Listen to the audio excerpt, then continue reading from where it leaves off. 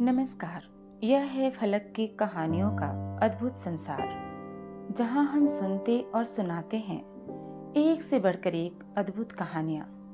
मैं हूं पुष्पा कुमारी पुष्प, सुना रही हूं अपनी एक स्वरचित रचना बंद दरवाजे। वैसे हर इंसान अपने जीवन में कभी न कभी डर का सामना तो जरूर करता है। डर मुझे भी लगा था, बहुत डर, लेकिन कब, कहाँ और कैसे, यह जानने के लिए मैं सुनाती हूँ एक किस्सा, बंद दरवाजे। पटना से तबादला हो दिल्ली आए मेरे पति हमारे रहने के लिए दिल्ली के सरिता विहार में एक फ्लैट ढूंढ रहे थे, लेकिन हमें गुड़गांव के एक अपार्टमेंट में किराए के फ्लैट में शिफ्ट होना पड़ा।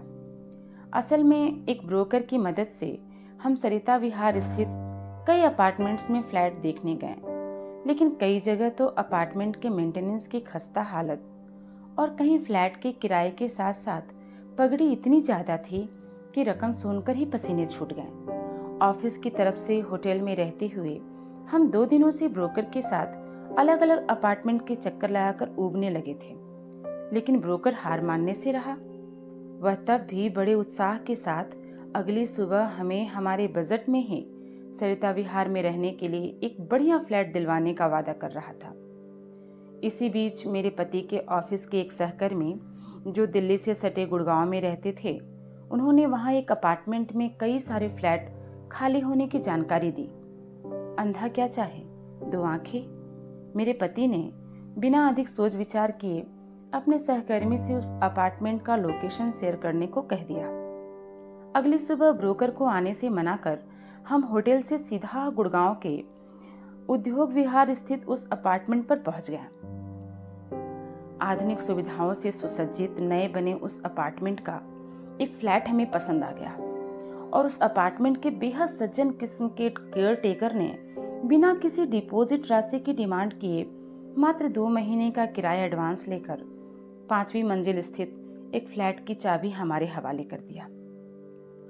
हम अपार्टमेंट के जिस फ्लोर पर रहने आए थे, वहां आमने सामने 4 फ्लैट थे, लेकिन आश्चर्य की बात यह थी कि चारों फ्लैट के दरवाजों पर ताले लगे थे। खैर, एक ताले की चाबी हमारे पास थी। हम वीकेंड में ही उस नए बने जगह पर बच्चों समेत शिफ्ट हो गए। वीकेंड खत्म होते ही मेरे पति ने मेट्रो से सरिता विहार अपने ऑफिस जाना आरंभ कर दिया और बच्चों का एडमिशन भी वही पास के एक स्कूल में करवाने के बाद वैन से उनके आने जाने की व्यवस्था हो गई थी। बच्चों को लेकर मेरे पति रोज सुबह 8 बजे से पहले ही घर से निकल जाते थे। बच्चों को स्कूल तक छोड़ने के बाद उनका मेट्रो से ऑफिस तक का सफर काफी लंबा होता था, लगभग 2 घंटे का। बच्चों के स्कूल से आने से पहले मैं घरेलू काम निपटाकर थोड़ी देर अपने कमरे में आराम कर लेती थी। उस दिन मैं कमरे में लेटी थी, तभी डोरबेल की आवाज से मैं चौंक गई, यह सोचकर कि आखिर इस वक्त कौन आया होगा। वह जगह मेरे लिए बिल्कुल नई थी। 2 दिन पहले ही तो मैं वहां आई थी, किसी को जानती भी नहीं थी और सबसे अधिक भयभीत करने वाली बात तो यह थी कि वह फ्लोर बिल्कुल सुनसान था। अगर कोई अनहोनी हो जाए तो वहां मेरी आवाज कौन सुनता। फिर भी बिस्तर से उठकर कमरे से निकल मैं हॉल में आई और मेन गेट के पीप होल से झांक कर बाहर देखा। गाउन पहने एक अधेड़ उम्र की महिला खड़ी थी। मेरी जान में जान आई। तभी दोबारा डोरबेल बज उठी और मैंने निश्चिंत होकर दरवाजा खोला।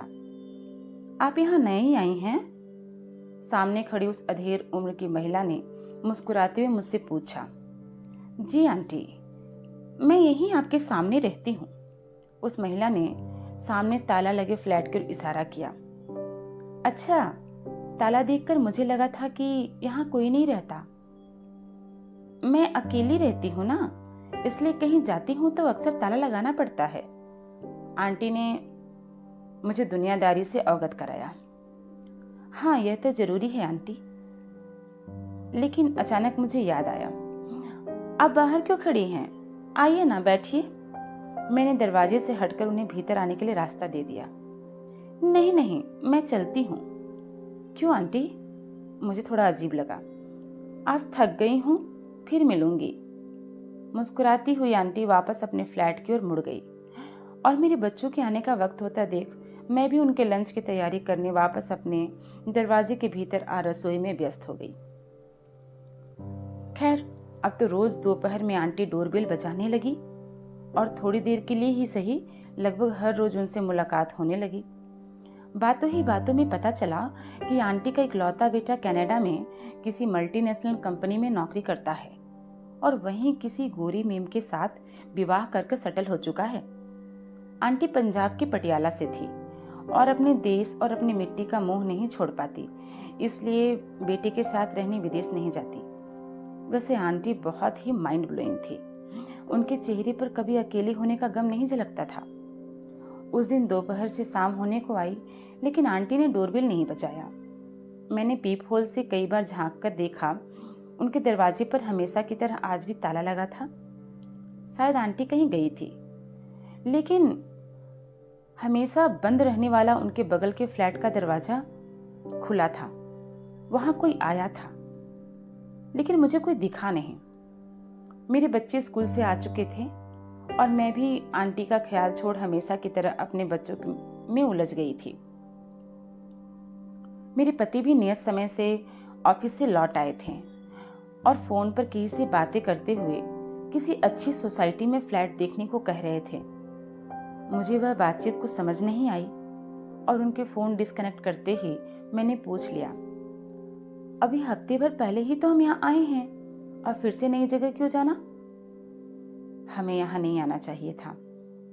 ऑफिस का बैग रखते हुए मेरे पति मोबाइल चार्ज में लगा मेरी तरफ देखने लगे। क्यों? क्या हुआ? यह जगह ठीक नहीं है।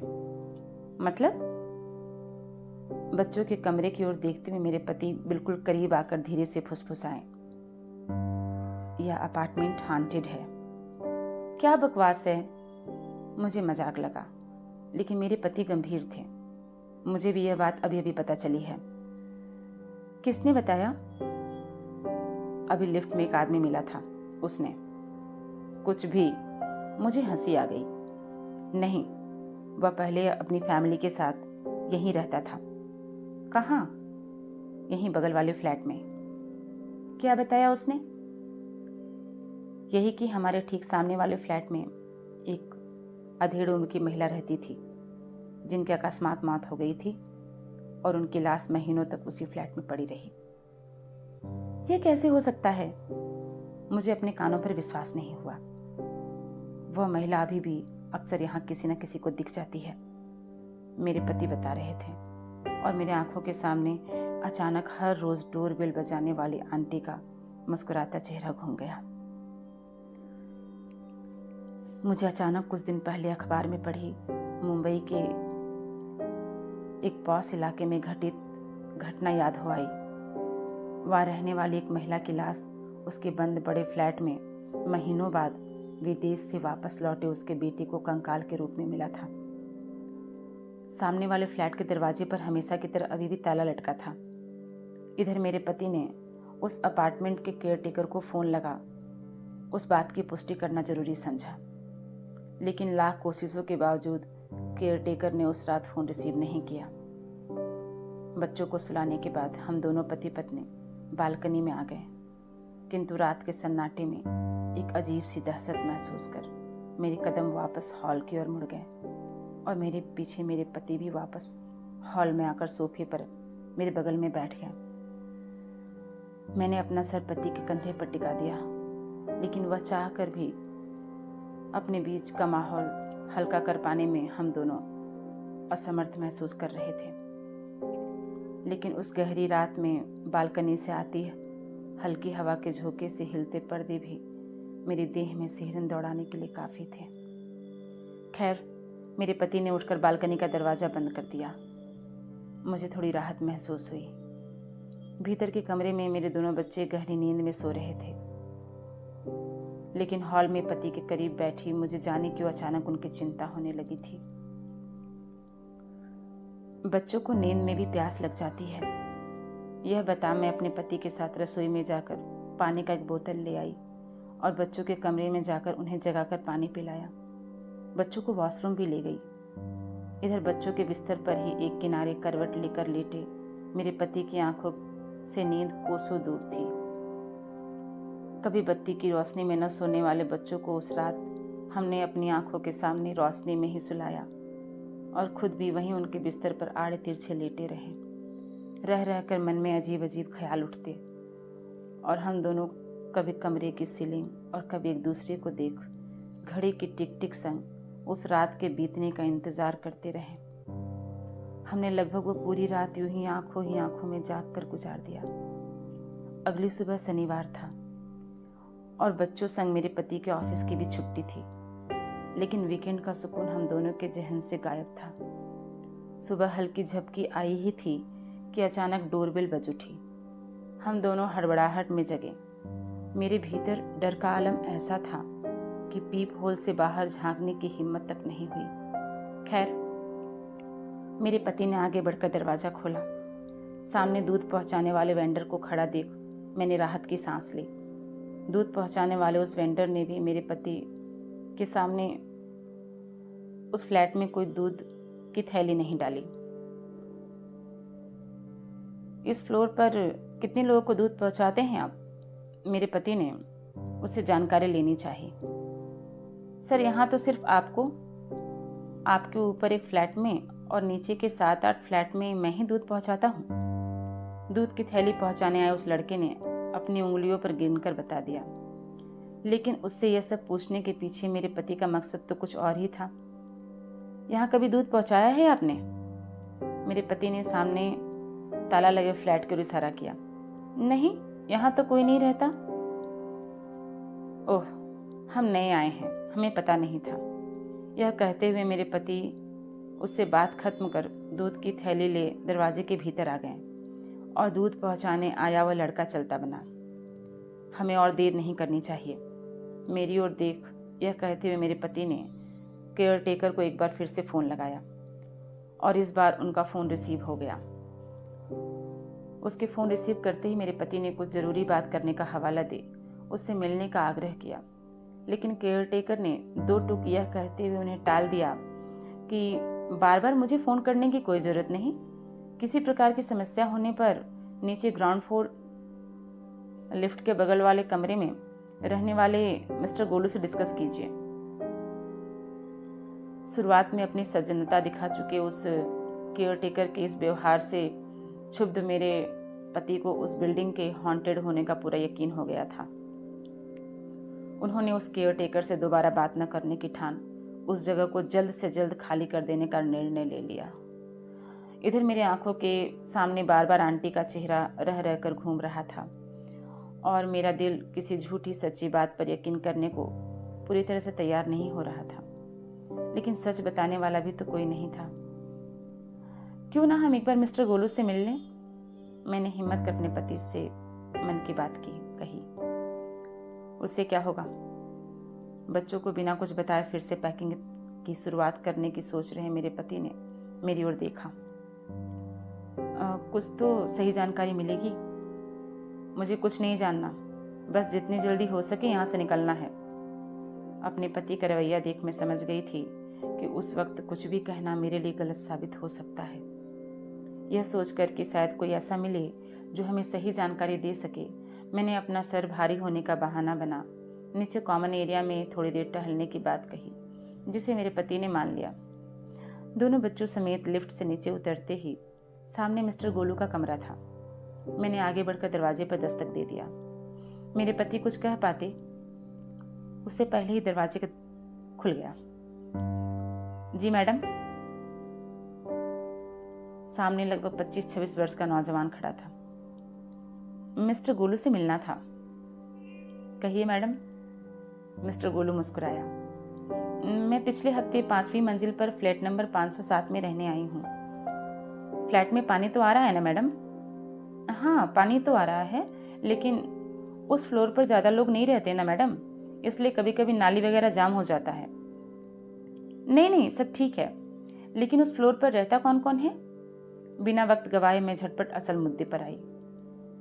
उस फ्लोर पर तो मैडम आप अभी आई हैं और आपसे पहले ठीक सामने वाले फ्लैट में एक आंटी रहती है। बस आंटी के रहने की पुष्टि गोलू की बातों से होते ही मैंने अपने ठीक पीछे खड़े अपने पति की ओर देखा। और उनके बगल वाले फ्लैट में कौन रहता है? मेरे पति की जिज्ञासा बढ़ी।